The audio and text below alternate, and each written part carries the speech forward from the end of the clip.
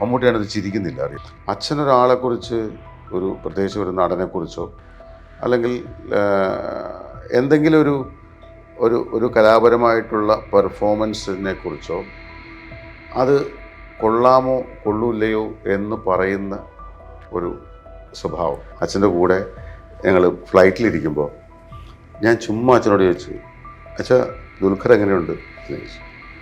ഈ പറയുന്ന ഇന്ത്യൻ റുപ്പിയിൽ അച്ഛൻ ഒരു ചിരി ചിരിക്കുന്നുണ്ട്. ആ ചിരി ഇതിനു മുമ്പ് ഒരു സിനിമയിലും ഞാൻ കണ്ടിട്ടില്ല. അച്ഛൻ പല പല കാര്യങ്ങളും പറയും. ആ കൂട്ടത്തിൽ തന്നെ വഴക്കം പറയും. വഴക്ക് പറയുന്നതൊക്കെ വേറെ പല പല കാര്യങ്ങളാണ്. നമ്മുടെ പൈസയുടെ വില അറിയണം, എങ്ങനെയാണ് അത് ഉണ്ടാക്കുന്നതെന്ന് അറിയണം, നമ്മൾ അനാവശ്യമായിട്ട് ചിലവാക്കരുത്. ഇതൊക്കെ നമ്മളെ പറഞ്ഞ് ധരിപ്പിക്കുകയാണ് ചെയ്യുന്നത്. പക്ഷേ പുള്ളി പറയുന്നത് അത് വേറെ രീതിയിലാണ്. അതാണ് തിലകൻ എന്ന് പറയുന്നത്. ഹായ്, ഇന്ന് നമ്മളോടൊപ്പം ഉള്ളത് ശോഭി തിലകൻ. ചേട്ടാ വെൽക്കം. കൂടുതൽ ഇൻട്രൊഡക്ഷൻ്റെ ഒന്നും ആവശ്യമില്ല. ഏത് ആക്ടറുടെ രൂപത്തിലായാലും ചേട്ടൻ്റെ ശബ്ദമാണെങ്കിൽ മലയാളി തിരിച്ചറിയും. തിലകൻ സാറിന് ഇപ്പോൾ ഒരു അച്ഛൻ എന്നുള്ള രീതി വളരുന്ന കാലഘട്ടത്തിൽ പിന്നീട് അങ്ങോട്ട് ഒരു ആർട്ടിസ്റ്റ്, ഇപ്പോൾ പറഞ്ഞ മിമിക്രി ഒക്കെ ചെയ്ത് കോളേജ് കാലം, പിന്നെ ഒരു ആർട്ടിസ്റ്റ് അച്ഛൻ്റെ കൂടെ ട്രാവൽ ചെയ്ത കുറേ കാലങ്ങളുണ്ടായിരുന്നു. അങ്ങനെ ഓരോ സമയത്തും തിലകൻ എന്നുള്ള ഒരു വ്യക്തിയും ആർട്ടിസ്റ്റിനെയും കണ്ട് ഇൻസ്പയർ ആയത് എങ്ങനെയാ? യാത്രകൾ എനിക്ക് ഒരുപാട് ഞാൻ പറയാം, എന്നിലെ നടനെ അല്ലെങ്കിൽ എന്നിലെ ഡബ്ബിംഗ് ആർട്ടിസ്റ്റിനെ വളർത്തിയെടുക്കാൻ അച്ഛൻ്റെ കൂടെയുള്ള യാത്രകൾ എനിക്ക് ഒരുപാട് സഹായകമായിട്ടുണ്ട്. അതുകൂടാതെ അച്ഛൻ എന്നുള്ള ലെവലിൽ അച്ഛൻ ഓരോ കാര്യങ്ങളെയും നോക്കിക്കാണുന്നത്, അച്ഛൻ്റെ കുടുംബത്തെ നോക്കിക്കാണുന്നത്, അതൊക്കെ അച്ഛൻ്റെ കൂടെയുള്ള സഹവാസത്തിലൂടെ നമ്മൾ പഠിച്ചിട്ടുണ്ട്. അങ്ങനെ അച്ഛനോട് സംസാരിക്കാൻ പറ്റില്ല. ചിലപ്പോൾ അച്ഛൻ ട്രിവാൻഡ്രത്ത് താമസിക്കുമ്പോൾ ഞാൻ എറണാകുളത്തായിരുന്നു. എറണാകുളത്ത് നിന്ന് ഞാൻ അച്ഛനെ കാണാൻ പോകുമ്പോൾ അച്ഛൻ താമസിക്കുന്ന ഫ്ലാറ്റിൽ പോയിട്ട് അച്ഛൻ്റെ ബെഡ്റൂമിൽ അച്ഛനിങ്ങനെ കിടന്നിട്ടാണ് സംസാരിക്കുന്നത്. കൈ രണ്ടും കുത്തിയിട്ട് ഇങ്ങനെ കിടന്നിട്ടാണ് അച്ഛൻ സംസാരിക്കുന്നത്.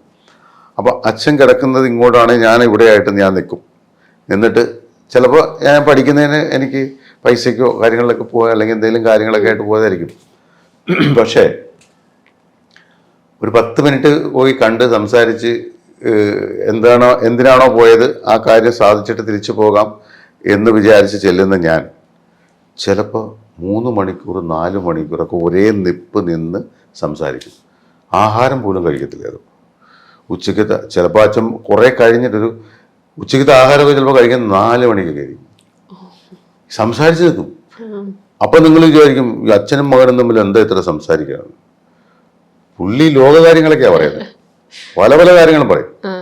ആ കൂട്ടത്തിൽ തന്നെ വഴക്കം പറയും. വഴക്ക് പറയുന്നതൊക്കെ വേറെ പല പല കാര്യങ്ങളാണ്. നമ്മുടെ പൈസയുടെ വില അറിയണം, എങ്ങനെയാണ് അത് ഉണ്ടാക്കുന്നതെന്ന് അറിയണം, നമ്മൾ അനാവശ്യമായിട്ട് ചിലവാക്കരുത്. ഇതൊക്കെ നമ്മളെ പറഞ്ഞ് ധരിപ്പിക്കുകയാണ് ചെയ്യുന്നത്. പക്ഷേ പുള്ളി പറയുന്നത് അത് വേറെ രീതിയിലാണ്. അത് നമ്മളിലേക്ക് എത്തുന്നത് വേറെ രീതിയിലാണ്. അപ്പോൾ ആ രീതിയിൽ സംസാരിച്ച് വരുമ്പോൾ കുറേ അധികം സംസാരിക്കും. ആ കൂട്ടത്തിൽ സിനിമാ കാര്യങ്ങൾ വരും, നാടകത്തിൻ്റെ കാര്യങ്ങൾ വരും, പല പല കാര്യങ്ങളും വരും.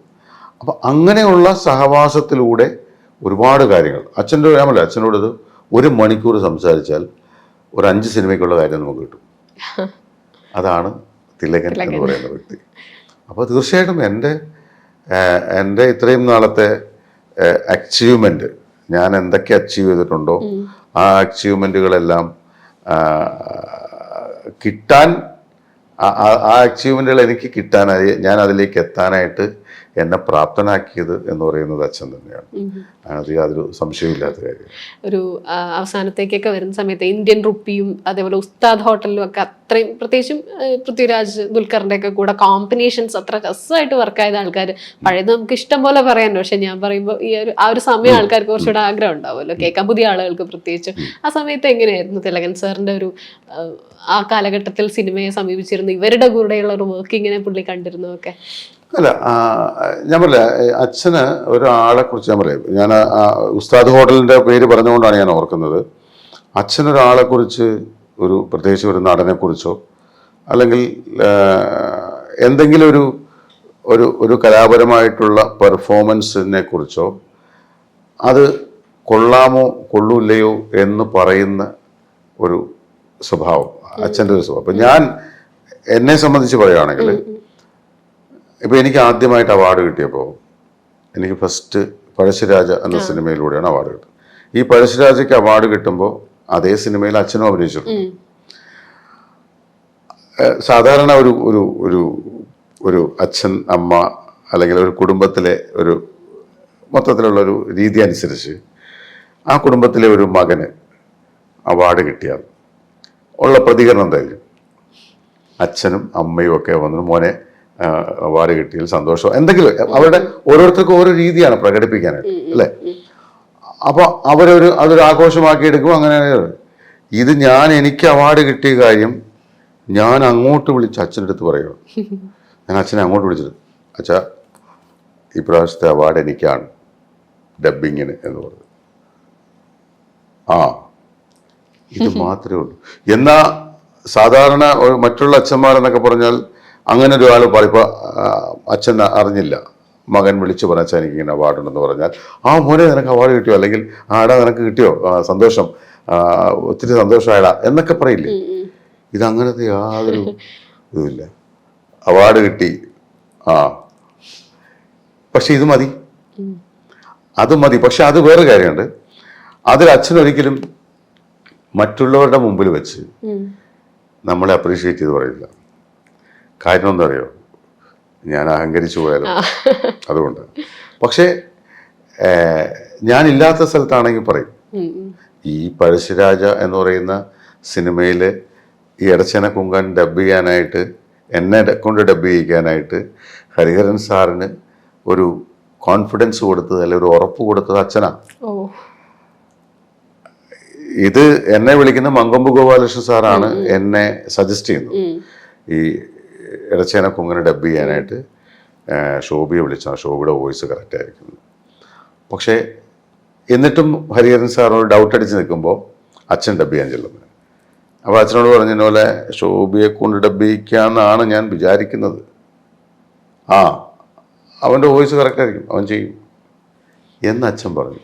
ആ കോൺഫിഡൻസ് ആണ് ഈ പറയുന്ന പഴശ്ശിരാജയിലേക്ക് ഞാനെത്തിയതും സംസ്ഥാന സർക്കാരിന് പുരസ്കാരം കിട്ടി. അപ്പൊ പിന്നെ അതിനകത്ത് അച്ഛൻ ആന്ന് മൂടോ പോലും വേണ്ട. അത് ഞാൻ അങ്ങനെ വിചാരിക്കുന്നതാണ്. അപ്പോൾ അത്തരത്തിൽ എന്താ പറയാ, ഈ അച്ഛൻ്റെ ആ ഒരു എന്നോടുള്ള കരുതൽ, അങ്ങനെയുള്ള കാര്യങ്ങളൊക്കെയാണ് നമ്മൾ ഏറ്റവും കൂടുതൽ ഈ ഇത്തരം കാര്യങ്ങളിൽ നമ്മൾ വരുമ്പോഴേക്കും പറയുന്നത്. അപ്പൊ അങ്ങനെ ഒരാളെ കുറിച്ച് പറയണമെങ്കിൽ അച്ഛന് ഭയങ്കര മടിയുള്ള കൂട്ടത്തിലാണ് ഞാൻ പറഞ്ഞത്. അങ്ങനെ ഇരിക്കുമ്പോഴാണ് ഉസ്താദ് ഹോട്ടലിലെ ഷൂട്ടിംഗ് നടക്കുന്ന സമയത്താണ് ഞങ്ങൾ റിയാദിൽ ഒരു ഫംഗ്ഷന് വേണ്ടിയിട്ട് പോകാനായിട്ട് ഞാനും അച്ഛനും കൂടി പോകുന്നു. അപ്പോൾ റിയാദിൽ പോകാനായിട്ട് ഞങ്ങൾ കോഴിക്കോട് എയർപോർട്ടിൽ നിന്നാണ് അങ്ങോട്ട് പോകുന്നത്. അപ്പം ഞാനിങ്ങനെ അച്ഛൻ്റെ കൂടെ ഞങ്ങൾ ഫ്ലൈറ്റിലിരിക്കുമ്പോൾ ഞാൻ ചുമ്മാ അച്ഛനോട് ചോദിച്ചു, അച്ഛാ ദുൽഖർ എങ്ങനെയുണ്ട് എന്ന് ചോദിച്ചു. അവൻ കുഴപ്പമില്ല, അവൻ്റെ പ്രായം വെച്ച് നോക്കുമ്പോൾ അവൻ നന്നായിട്ട് ചെയ്യുന്നുണ്ട്. അച്ഛൻ്റെ ഭാഗത്തുനിന്ന് അങ്ങനെ ഒരു അഭിപ്രായം വരണമെങ്കിൽ ഇത്തിരി അത്രമാത്രം എക്സ്ട്രാ ഓർഡിനറി പെർഫോമൻസ് ചെയ്ത ഒരാളുടെ കാര്യത്തിൽ അച്ഛൻ അങ്ങനെ ഒരു ഇത് പറയുള്ളൂ. അതായത് അവൻ കൊള്ളാം, അവൻ്റെ പ്രായത്തിനനുസരിച്ച് അവൻ നന്നായിട്ട് ചെയ്യുന്നുണ്ട് എന്ന് പറയണമെങ്കിൽ പുള്ളിക്ക് അത്രമാത്രം അവനിൽ വിശ്വാസമുണ്ടെങ്കിലോ അല്ലെ അവൻ നന്നായിട്ട് ചെയ്തിട്ടോ മാത്രമേ പറയുള്ളൂ, ഇല്ലേ പറയില്ല. ഉപ്പൂപ്പ മകൻ ബന്ധം ഭയങ്കര കണക്ട് നമുക്ക് തോന്നി. അവര് തമ്മിലുള്ളൊരു ഞാൻ പറയും ഈ കെമിസ്ട്രി എന്ന് പറയാവോ എന്ന് എനിക്കറിയില്ല. ഞാൻ ചോദിക്കുന്ന ആ ഒരു ഉപ്പുപ്പ അല്ലെങ്കിൽ അവൻ ആ ഉപ്പുപ്പ എന്ന് വിളിക്കുന്നതിലൊക്കെ തന്നെ ദുൽഖർ അങ്ങനെ വിളിക്കുന്നതിൽ തന്നെ ഒരു ഭയങ്കര ഇന്റിമസി ഫീൽ ചെയ്യുന്നു. അതാണ് അതിന്റെ ഏറ്റവും വലിയൊരു, അതെനിക്ക് തോന്നുന്നു അറിഞ്ഞുകൊണ്ട് തന്നെ അച്ഛനെ ആ ഒരു ക്യാരക്ടർ ഇട്ടതാണെന്ന് തോന്നുന്നു. കാരണം നമുക്ക് തന്നെ ഞാൻ തിലകന്റെ മകനാണ്, നമുക്ക് തന്നെ അസൂയ തോന്നിക്കൂടെ അച്ഛനോട് ഇത്ര അങ്ങനെ ഒരു അത്രയ്ക്ക് നന്നായിട്ട് എന്താ പറയുക ഇഴുകിച്ചേർന്ന് അഭിനയിക്കുക എന്നൊക്കെ പറയുന്ന പോലെ. അതിപ്പോ ആ ഭാര്യ ഭർത്താവായിട്ടോ അല്ലെങ്കിൽ കാമുകന്മാരായിട്ടോ ഇഴുകിച്ചേർന്ന് അഭിനയിക്കുന്ന പോലെ തന്നെയാണ് അച്ഛനും മകനും തമ്മിലുള്ളത്. ആ ഒരു ഇന്റിമസിയും ആ ഒരു കെമിസ്ട്രി വർക്കൗട്ട് ആകുക എന്ന് പറയുന്നത് വലിയ കാര്യമാണ്. അത് എല്ലാവർക്കും വരണമെന്നില്ല. ഇന്ത്യൻ റുപ്പിയിൽ പൃഥ്വിരാജായിട്ട് വരുന്നത് നല്ലൊരു അതെ കോമ്പിനേഷൻ. അതെ തീർച്ചയായിട്ടും. അത് ഞാൻ പറഞ്ഞു. അത് പിന്നെ വേറെ കാര്യമുണ്ട്. അത് അച്ഛന് കുറെ കാലം ഇൻഡസ്ട്രിയിൽ നിന്ന് മാറി നിന്നിട്ട് പിന്നെ തിരിച്ചു വന്നൊരു സംഭവം കൂടിയാണ്. അതുകൊണ്ട് തന്നെ ആ പടത്തില് ഭയങ്കര ഒരു എന്താ പറയുക, ഞങ്ങൾക്കൊക്കെ എന്നെ സംബന്ധിച്ച് ഞാൻ പറയുകയാണെങ്കിൽ അച്ഛൻ്റെ പെർഫോമൻസ് ഞാൻ പറയില്ല, നമ്മൾ അച്ഛൻ മാത്രമല്ല, അച്ഛന് ഈ ജഗദീഷ് ശ്രീകുമാർ അതുപോലെയുള്ള സീനിയർ ആയിട്ടുള്ള കുറേ നടന്മാരുണ്ട്. ഇപ്പം നമ്മളെ വിട്ടുപോയ കുറേ നടന്മാരുണ്ട്.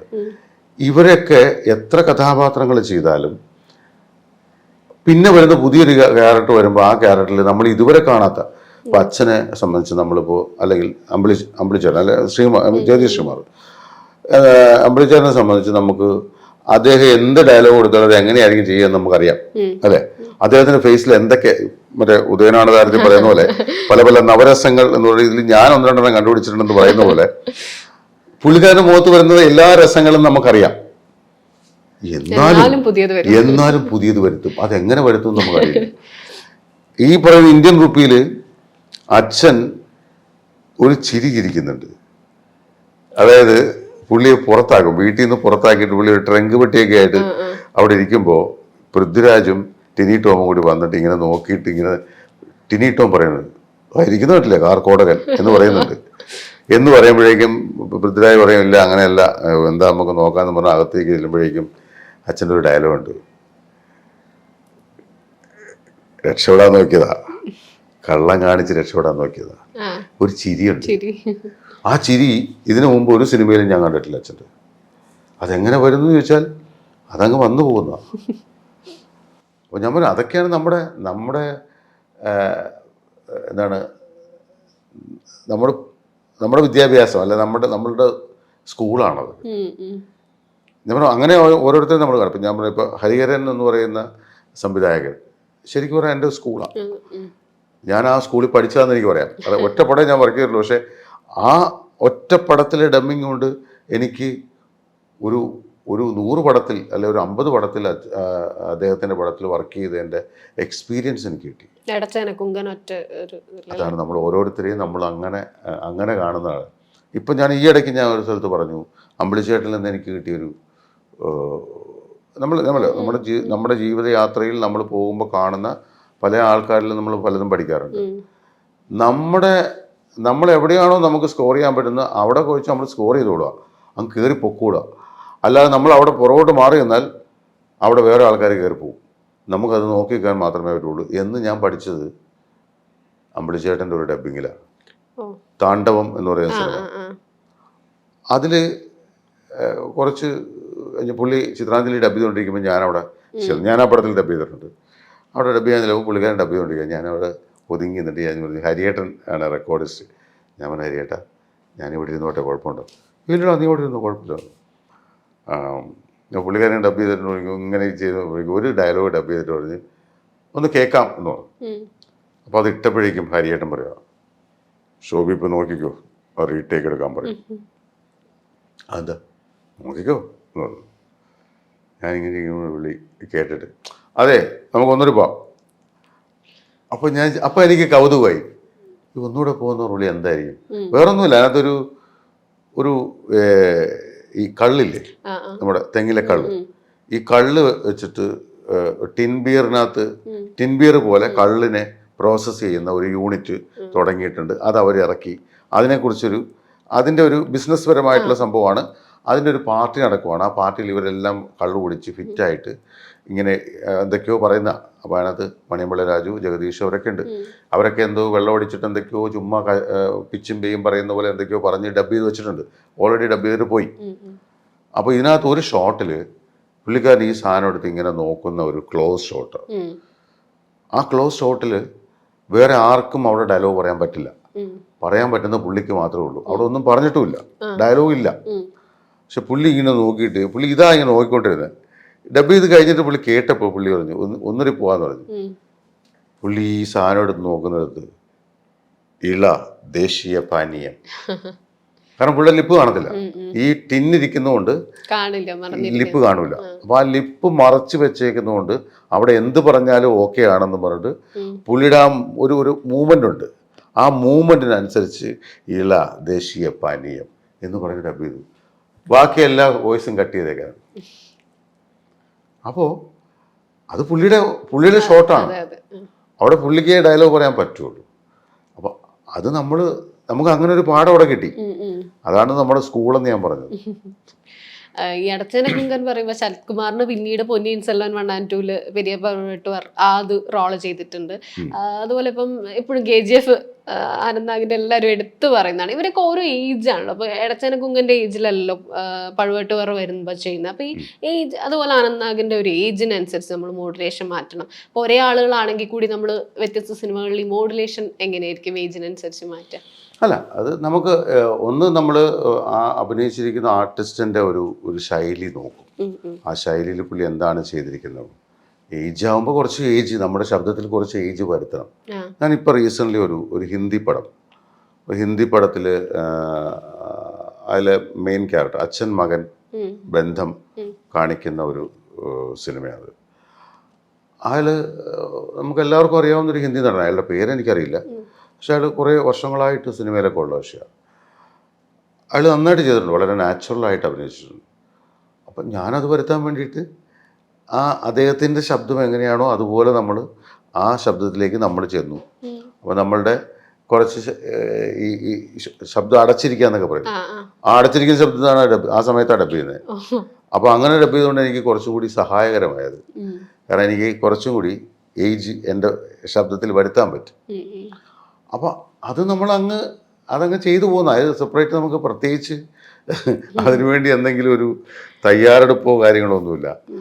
ആ ക്യാരക്ടർ കാണുമ്പോൾ ആ ക്യാരക്ടറിൻ്റെ ഇപ്പോൾ എന്തായാലും മേക്കപ്പ് കാര്യങ്ങളൊക്കെ ഉണ്ടാവും. അപ്പോൾ ആ മേക്കപ്പൊക്കെ കാണുമ്പോഴേക്കും സ്വാഭാവികമായിട്ടും വരുന്ന ഒരു ശൈലി.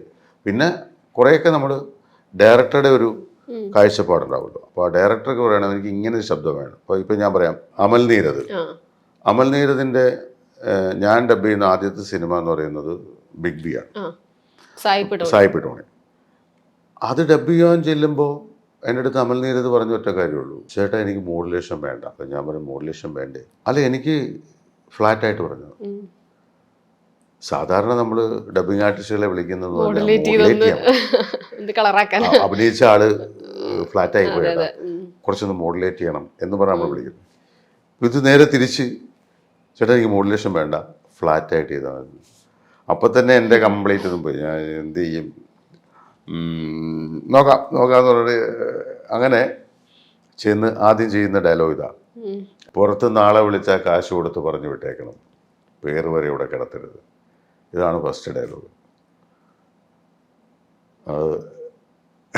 ഫ്ലാറ്റായിട്ട് ചെയ്യണമെന്ന് പറഞ്ഞാൽ നമുക്ക് എന്ത് ചെയ്യാൻ പറ്റും? ഈ ആർട്ടിസ്റ്റ് ഭയങ്കര ത്രോ ചെയ്ത് അഭിനയിച്ചത്.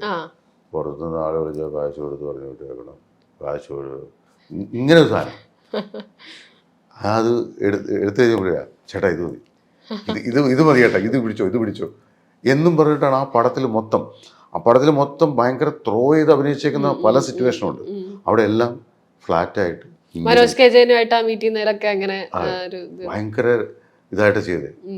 പടം റിലീസായി കഴിയുമ്പോൾ ഞാൻ പറയാം 10-30 പേര് എന്നെ വിളിച്ച് ചോദിക്കുന്നത് ഇതെങ്ങനെ ചെയ്തത്. ഞാൻ പറഞ്ഞു അതൊക്കെ ഒരു ട്രിക്കാണ്. അങ്ങനെ പക്ഷെ ഞാൻ പറയാം ഞാൻ അതിൻ്റെ ഫുൾ ക്രെഡിറ്റ് കൊടുക്കുന്നത് അമൽ നീരദിനാണ്. കാരണം അദ്ദേഹത്തെ പോലെ ഒരു സംവിധായകൻ്റെ മനസ്സിൽ ആ പടത്തിലെ ഈ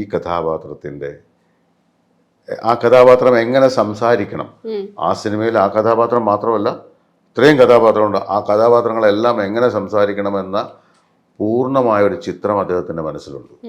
അതാണ് സംവിധായകൻ. അപ്പോൾ ആ സിനിമ എടുത്തു നോക്കിയാൽ അറിയാൻ പറ്റും, മമ്മൂട്ടിയാണിത് ചിരിക്കുന്നില്ല, അറിയാം, ഒരേ ഭാവമാണ്. പുള്ളിയും ഫ്ലാറ്റായിട്ട് ഡബ് ചെയ്ത്, കൊച്ചു പഴയ കൊച്ചിയല്ല, ബിലാല് പഴയ ബിലാല്, അതിനകത്ത് ഒരിടത്തും മോഡുലേഷൻ ഇല്ല. ഹിറ്റ് ഡയലോഗുകളൊക്കെ അങ്ങനെയാവും. അതെ, പക്ഷെ എനിക്ക് തോന്നുന്നു അതിനകത്ത് ആകപ്പാടെ ഇത്തിരി ചിരിച്ച് കളിച്ച് മോഡുലേറ്റ് ചെയ്ത് പറഞ്ഞിരിക്കുന്നത് മനോജ് KJ മാത്രം. ബാക്കി എല്ലാവരും ഒരേപോലെ പറഞ്ഞു. അപ്പോൾ അതൊരു ഡയറക്ടറുടെ കാഴ്ചപ്പാടാണ്. എന്ന് പറഞ്ഞ പോലെ നമ്മൾ ആദ്യം, ഞാൻ പറയാം, ഒരു ഡബ്ബിങ് ആർട്ടിസ്റ്റ് എന്ന നിലയ്ക്ക് ഞാൻ ആദ്യം ചെയ്യുന്നത്, ഞാൻ ഡബ് ചെയ്യാൻ ചെല്ലുന്ന സിനിമയുടെ സംവിധായകനെ കേൾക്കുക എന്നുള്ളതാണ്. അദ്ദേഹത്തെ ആദ്യം കേൾക്കുക, അദ്ദേഹം എന്താണ് വിചാരിക്കുന്നത്, അദ്ദേഹത്തിൻ്റെ ആ കഥാപാത്രത്തെക്കുറിച്ച് എങ്ങനെയാണ് ധരിച്ചിരിക്കുന്നത്, അത് മനസ്സിലാക്കിയാൽ നമുക്ക് ഡബ് ചെയ്യാൻ എളുപ്പമാണ്. അത് കഴിഞ്ഞാൽ ആ ട്രാക്കിലേക്ക് വീണ് കഴിഞ്ഞാൽ ഉം. പിന്നെ നോക്കോളൂ. ഈ ബാച്ചിലർ പാർട്ടി അമൽ നീരത്തിന്റെ അതില് ജോൺ വിജയ്ക്കും റഹ്മാനും ഡബ് ചെയ്തിട്ടുണ്ട്. അങ്ങനെയുള്ള സിനിമകൾ നമ്മൾ ഒരേ സിനിമയിൽ രണ്ടുപേർക്ക് ഡബ് ചെയ്യുമ്പോൾ എന്താ ചെയ്യാ? അത് ഭയങ്കര ഒരു കോമഡിയാണ്. കാരണം ഞാൻ ആക്ച്വലി ജോൺ വിജയ് എന്ന് പറയുന്ന അതിനകത്ത് വില്ലന് ഡബ് ചെയ്യാനാണ് വന്നത്. ഞാൻ വന്നു, ഡബ് ചെയ്തു. പക്ക വില്ലൻ സ്റ്റൈലിൽ സാധാരണ നമ്മുടെ വില്ലന്മാർക്ക് കൊടുക്കുന്ന രീതിയിൽ ഡബ് ചെയ്തു. ഞാൻ തിരിച്ചു പോയി. ഒരാഴ്ച കഴിഞ്ഞപ്പോഴേക്കും വീണ്ടും അമൽ നീരത് വിളിക്കുന്നു, ചേട്ടൻ ഒന്നുകൂടി വരണമെന്ന്. അപ്പം ഞാൻ വിചാരിച്ച എന്തെങ്കിലും കറക്ഷൻ ആയിരിക്കും. ഞാൻ വരാം എന്ന് പറഞ്ഞു. അങ്ങനെ വന്നു. തിരിച്ച് ഇവിടെ ലാൽമടിയിൽ വന്ന് ഡബ് ചെയ്യാൻ. ചേട്ടാ അതെ, ഞാൻ റഹ്മാന് ബ്ലാക്ക് എന്ന് പറയുന്ന സിനിമയിൽ ആരാണ് ഡബ് ചെയ്തതെന്ന് ഇവിടെ ചോദിച്ചപ്പോൾ ഇവിടെ ഒരാൾ വേറൊരു ഡബ്ബിങ് ആർട്ടിസ്റ്റിൻ്റെ പേരാണ് പറഞ്ഞത്. അപ്പം ഞാൻ ആശ്വസിച്ചു, വില്ലന് ചേട്ടനെ കൊണ്ട് ഡബ് ചെയ്യിക്കാം, റഹ്മാന് അയാളെ കൊണ്ട് ഡബ് ചെയ്യിക്കാം എന്ന് വിചാരിച്ചു. അങ്ങനെയാണ് ഞാൻ ചേട്ടനെ വില്ലന് ഡബ് ചെയ്യിപ്പിച്ചിട്ട് വിട്ടത്. അത് കഴിഞ്ഞപ്പോഴാണ് റഹ്മാനെ ഡബ് ചെയ്യാൻ ആ ഡബ്ബിങ് ആർട്ടിസ്റ്റ് വന്നു. പുള്ളി ഡബ് ചെയ്തപ്പോൾ എനിക്ക് ആ ബ്ലാക്കിലെ വോയിസ് കിട്ടിയില്ല. അപ്പം ഞാൻ പുള്ളിയോട് ചോദിച്ചു, അതെ ആ ബ്ലാക്കിൽ ഡബ് ചെയ്ത ആ വോയിസ് വരട്ടെ, അതാണ് എനിക്ക് വേണ്ടത്. അപ്പോൾ ഈ ഡബ്ബിങ് ആർട്ടിസ്റ്റ് പറഞ്ഞു, അത് ബ്ലാക്കിൽ ഞാനല്ല ചെയ്തത്, ശോഭിയാണ് ചെയ്തത്. ഓ അങ്ങനെയാണ്, സോറി. അപ്പോൾ ഞാൻ വിളിച്ചോളാം കേട്ടോ പറഞ്ഞു. പുള്ളിക്കാരനെ പറഞ്ഞു വിട്ടു. അങ്ങനെയാണ് എന്നെ വിളിക്കുന്നത്. അപ്പോൾ ബ്ലാക്കിൽ ചേട്ടനാണ് ചെയ്തത്. ഞാൻ പറഞ്ഞു അതെ, ബ്ലാക്കിൽ ഞാനാണ് ഡബ് ചെയ്തത്. ആ ശരി. അപ്പോൾ ചേട്ടൻ അങ്ങനെയാണെങ്കിൽ ചേട്ടൻ റഹ്മാനെ ഡബ് ചെയ്താൽ മതി. അപ്പോൾ ഞാൻ ചോദിച്ചപ്പോൾ മറ്റേ ആളോ, അല്ല അത് നമുക്ക് വേറെ ആരെ കൊണ്ടും ചെയ്യിക്കാം. ഞാൻ പറഞ്ഞു ശരി എന്ന് പറഞ്ഞു. അങ്ങനെ റഹ്മാനെ ഡബ് ചെയ്തു. റഹ്മാനെ ഡബ് ചെയ്ത് കഴിഞ്ഞിട്ട് വൈകുന്നേരം ആയപ്പോൾ ഒരു 6 മണി 7 മണിയൊക്കെ ആയപ്പോഴേക്കും തീർന്നു. പുള്ളി എൻ്റെ അടുത്തുകൊണ്ട്, ചേട്ടാ അതെ ആ വില്ലനും കൂടി എങ്ങനെയെങ്കിലും ഒന്ന് ഡബ് ചെയ്ത് തരാൻ പറ്റും. ഞാൻ പറഞ്ഞത് കോമ്പിനേഷനൊക്കെ ഇല്ലേ, എങ്ങനെ ചെയ്യാൻ പറ്റും? അല്ല ചേട്ടനൊന്ന് നോക്ക്, നമുക്ക് എങ്ങനെയെങ്കിലും നോക്കാം. ഞാൻ പറഞ്ഞു ഇന്ന് ചെയ്യാൻ പറ്റില്ല, നമുക്ക് നാളെ ചെയ്യാം.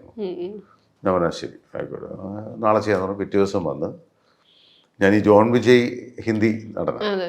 അപ്പോൾ അയാൾ മലയാളം പറഞ്ഞിരിക്കുന്നതിനൊരു പ്രത്യേക ഒരു രീതിയുണ്ട്.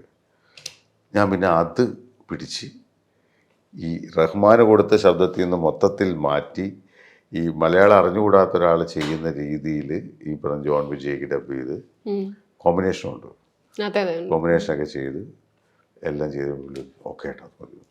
അങ്ങനെ നായകനല്ല മെയിൻ ക്യാരക്ടർ രണ്ടുപേർക്ക് ചെയ്യാനായിട്ടുള്ള അവിടെ നിന്നൊക്കെയാണ് പിന്നെ അമൽ നീരദിന്റെ കൂടെ വരത്തല്ല ആ ഒരു ഡയലോഗ്. പിന്നെ ദുബായിൽ എന്തായിരുന്നു പണി, ഇത് മാവോയിസ്റ്റോ ടെററിസ്റ്റോ എന്തോ ഒന്നാണ്. അത്രയും നേരം ഇവിടെ വലിയൊരു സംഭവം നടന്നുകൊണ്ടിരിക്കുക, പക്ഷെ ഞങ്ങളൊക്കെ തിയേറ്ററിൽ ഈ ഡയലോഗിന് ചിരിക്കുകയാണ്.